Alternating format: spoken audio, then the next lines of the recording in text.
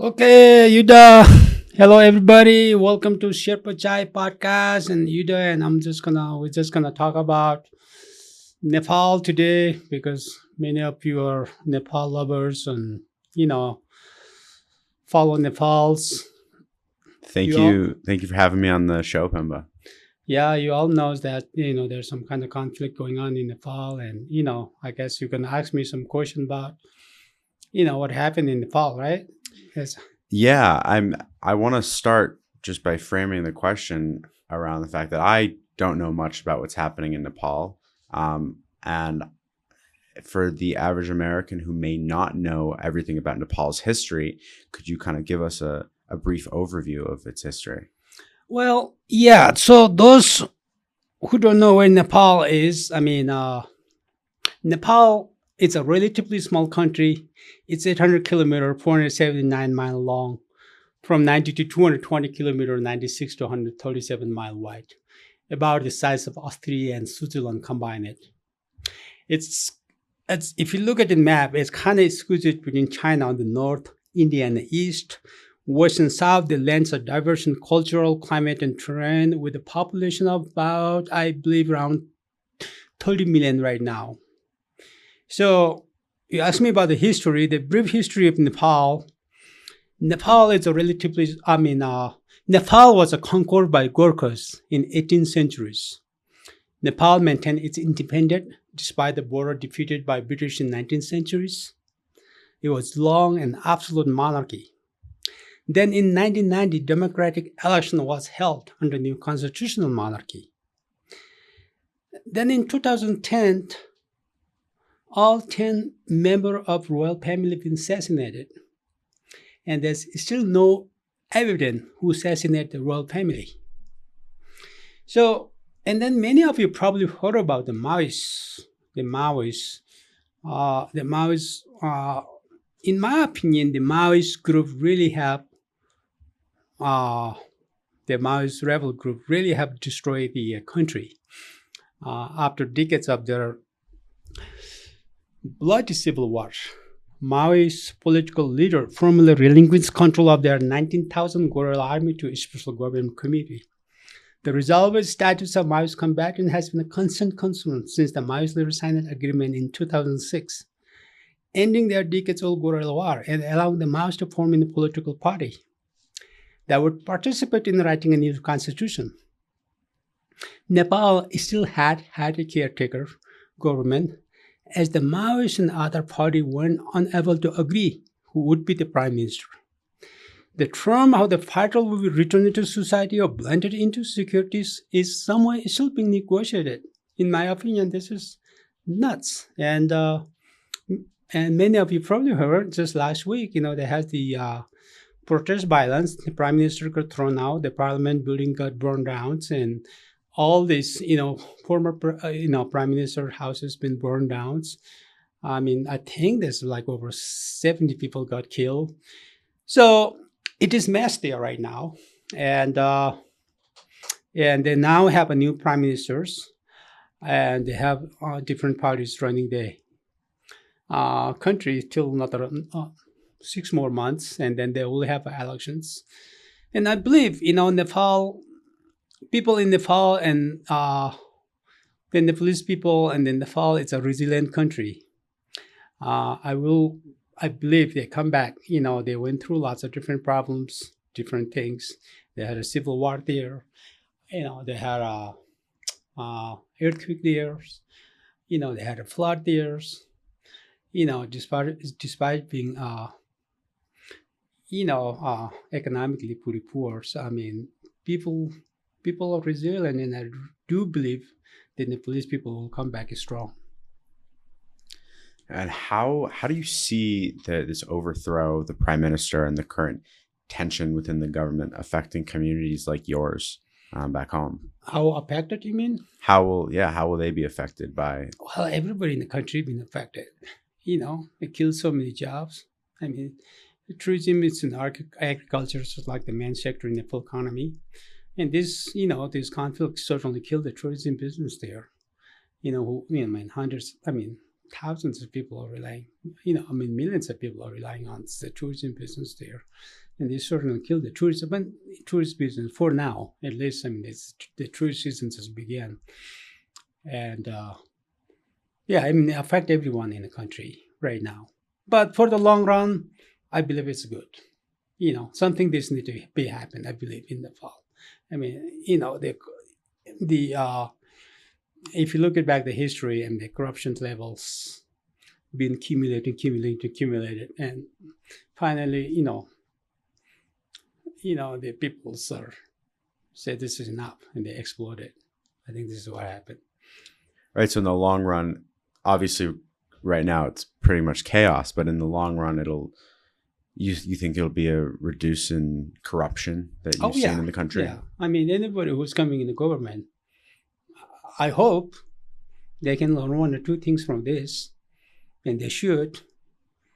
And there's a lot of potential in the country, and the police people, they're very strong and they're very hardworking people. And with the good leaders, and I will believe the country will turn back to the right track. So a lot of times with corruption, a lot of the needs of the people aren't being met because of the agendas of the people in charge. What needs of people in your country have not been met and need to be given more attention now that we hopefully have better leaders in power? Well,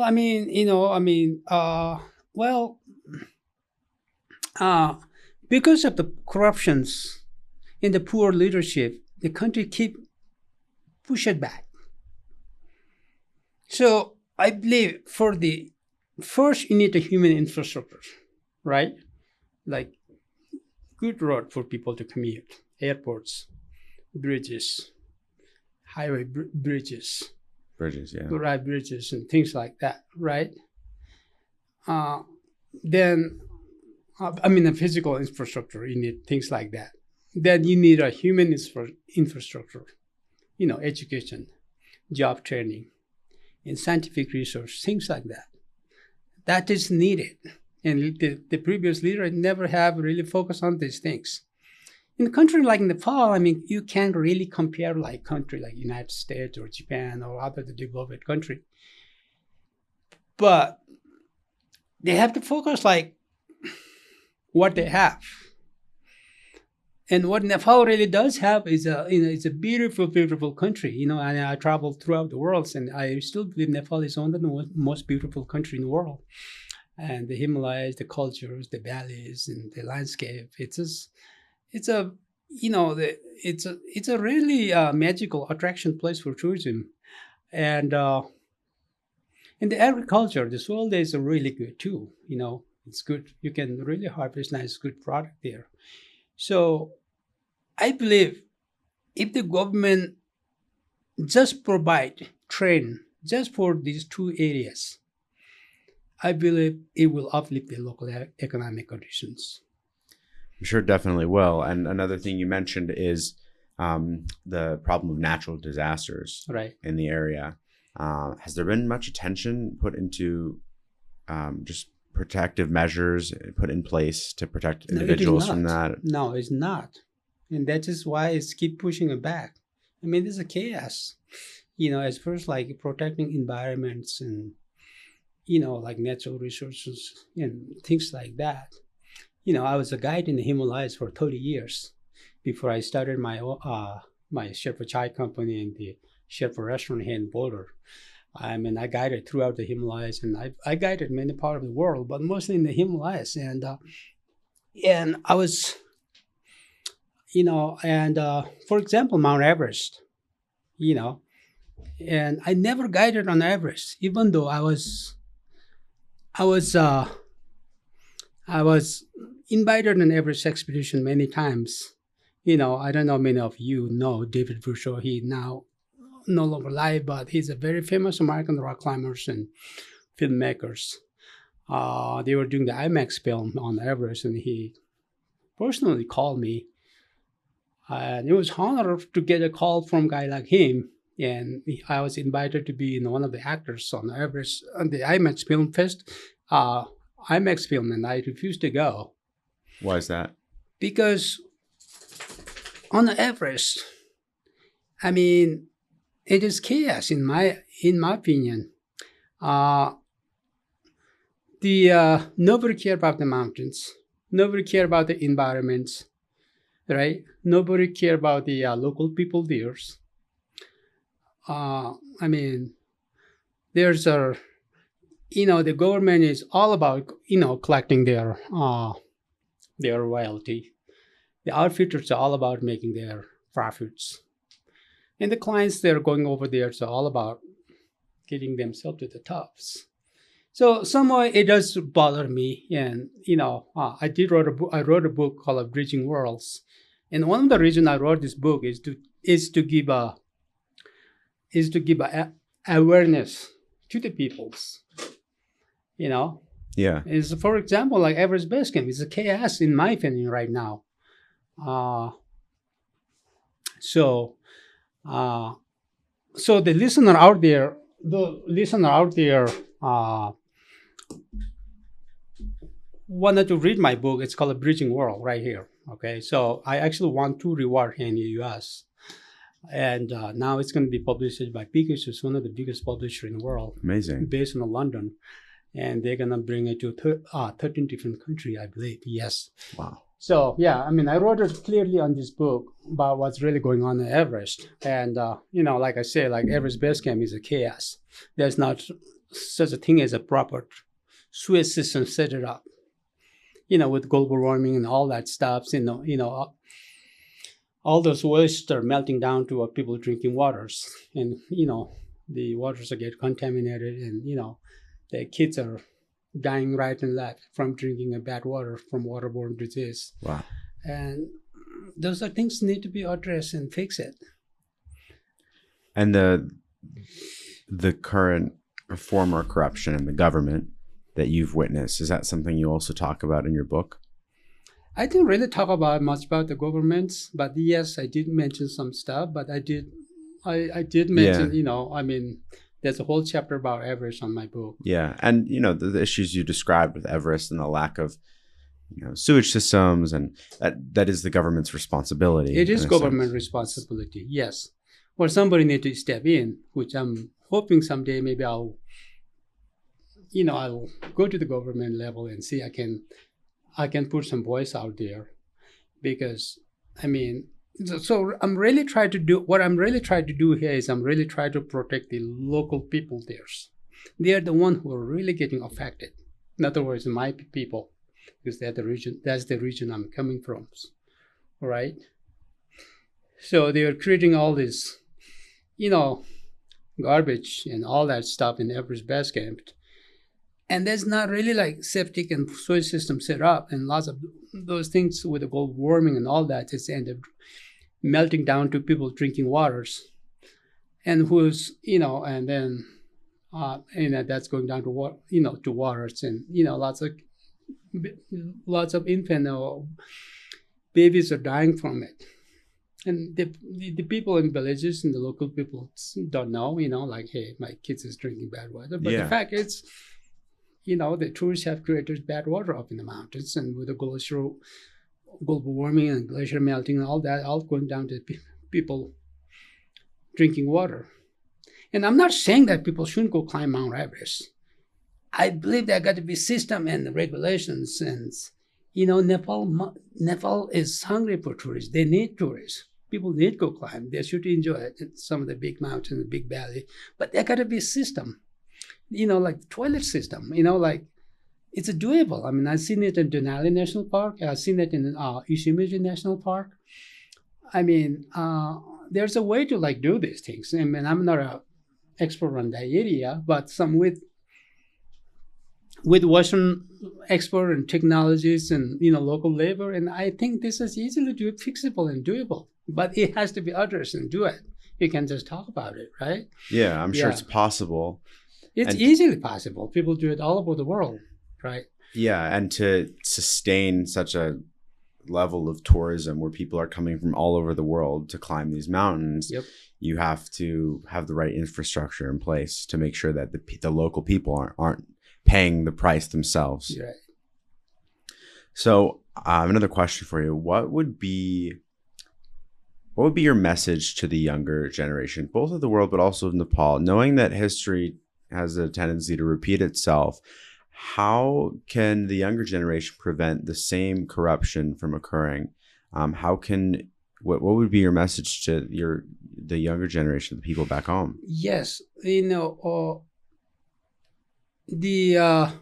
irresponsibility, right? It's a mindset that has to change. Mindset. First, we should each take time to get our mental house in order. We all have to begin with fundamental principle, right? There's such things as a truth, and truth really matters. That is my message for the young peoples. Let me challenge you on that.